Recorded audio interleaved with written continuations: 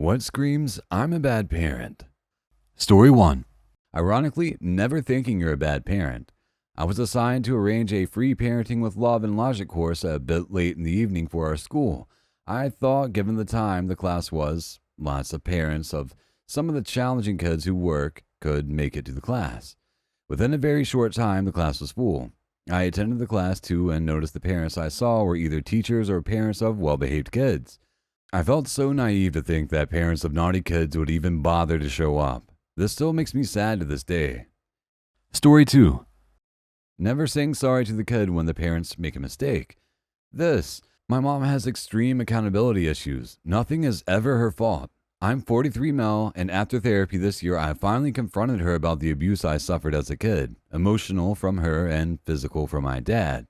You know what she told me? That my behavior was the reason she and dad had marital problems, and if I had just tried to be a better kid, the whole family could have been happier.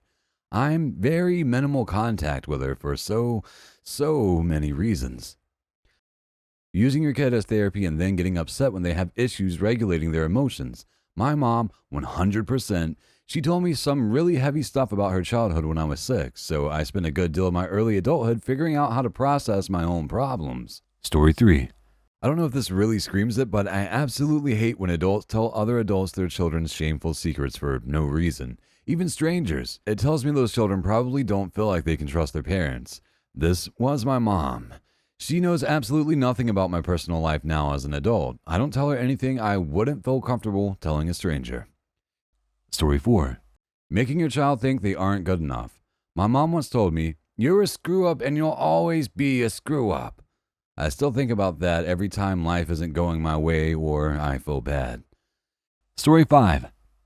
Blaming your own mistakes and regrets on your kids.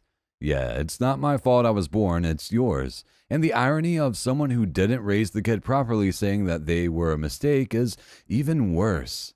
Using children as pawns in divorces and separations. Yes, a high school friend was a pawn in her parents' divorce. She couldn't get past it and committed suicide. Over 40 years ago. Story 6. Zero interest in the kid. Doesn't care what they do or what happens to them as long as they don't inconvenience them. Only caring for the child when they do what you want them to do. For example, if they play the sport you want them to play. Yelling at the kid for every trivial thing. My mother used to get up in my face and yell at me for trivial things. She would also spit on me while yelling. Story 7. I was molested from age 3 to 6. Told my parents, but they did nothing. In my 20s, my mom had the audacity to tell me that I asked for it. As far as I'm concerned, I don't have a mother anymore. 6 through 11 for me, by my maternal grandfather. When I told my mom about it years later, she said it wasn't that big a deal. Yeah, it was, Mom. Good old Grandpa molested all 4 of his kids and tried to carry on the family tradition. He finally stopped when I stood up to him. Mom sure didn't. Story 8. Treating your kid as your therapist. My mom treats me as her therapist. One time I told her that she treats me like one and suggested she go to a real one. She answered that therapy is prostitution for the mind. Well, I guess fucking her child's brain is okay and free. Story 9.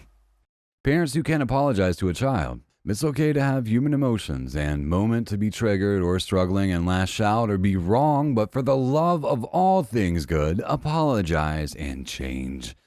My parents are allergic to apologizing when they fuck up. On the rare occasions they acknowledge they fucked up, it pisses me off to high hell. Story 10.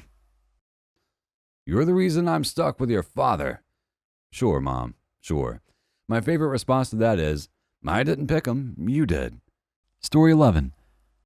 I volunteer at and have had student placements at a child's hospital, and we've had patients with serious brain injuries due to abuse, shaking, attempted drowning, etc. So, yeah, I'd say those parents are pretty bad.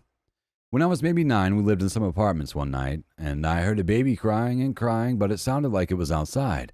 I looked out my window and saw a man holding a pillow over a baby's face trying to kill it. I freaked out and told my mom, and she called the cops. Years later, I met a woman with a child who had a very, very severe delays mentally and physically, and she is telling the story of how she got away from her abusive ex-husband. In an odd series of coincidences, over 20 years later, I reconnected with my neighbor from those apartments. That was the worst thing I had ever seen in my life. Story 12. Not correcting your kids. It's okay, they're kids. Well, you kind of forgot the part where you're supposed to teach them. They don't just grow out of their bad behavior by themselves. Story 13. Yelling at a kid is traumatic for the kid. Don't do it. There are better ways to communicate than yelling. Story 14. Triangulation. After divorce, one of our parents immediately weaponized our relationship against the other. I'm 32 and still unweaving all the details in my brain. My mom did this big time with us. Behave or I'll send you to your father's was a threat as a kid. Never really knew my dad or why they got divorced. He's dead, so I know I'll never get the actual reasons or facts on it. Story 15. Invalidating your child's feelings, struggles, and or mental illness in favor of you don't know what struggling really is, or some form of back in my day, or you kids are so weak. You have just robbed your child of support, told them that their feelings do not matter, and informed them that you are not a safe person to confide in. Story 16. Thinking that small children are just selfish tiny adults. Your kid isn't asking for stuff because they are selfish. Mostly, we're excluding their occasional manipulative tendencies. They are doing it because they are 5. Don't be a dick to your kid because they're asking for support, help, or food. They also know nothing other than themselves. They're learning. It isn't selfishness, it's their worldview, which is literally undeveloped. Story 17. Treating your son as the man of the house because you're single. Goes right up there with treating your oldest daughter as the stand-in mom because you're single. Story 18. I never understood the never say no to your children concept. Understanding and respecting the word no is the fundamental cornerstone of bodily autonomy, consent. One of the most important social concepts the child will have to learn. They need to understand both that they have the right to say no, a right they need to learn very early on, and that they have a responsibility to respect when others say no. Story 19. Not believing in or telling your children no. The world will and should tell them no at times. They need to be prepared for that reality, or they will absolutely be a menace to everyone around them. Story 20. Their stress isn't relative to your experience, it's relative to their experience. A 4-year-old stubbing their toe might actually be experiencing the worst pain in their entire life. Just because you've snapped your femur and had countless other injuries that have tempered your pain response and ability to manage yourself, it doesn't mean that stubbing a toe isn't that bad. Stress can be viewed as the difference between expectation and reality. As you mature and learn the possible outcomes of situations, your expectation broadens to include situations that aren't ideal, and you learn how to better deal with contingencies and mistakes and outside influences.